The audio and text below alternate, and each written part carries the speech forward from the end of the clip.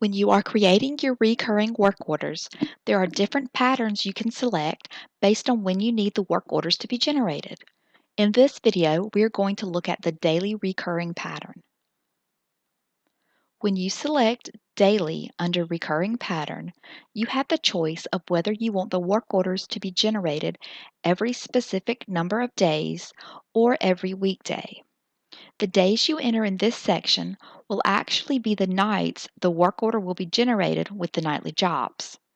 Since the dates you enter in the recurring pattern field tell the system which night to generate the work orders, if you wanted a work order to be in the queue Monday, Tuesday, Wednesday, Thursday, and Friday mornings, you should not select the every weekday option because that option will tell the system to generate the work orders every weekday night.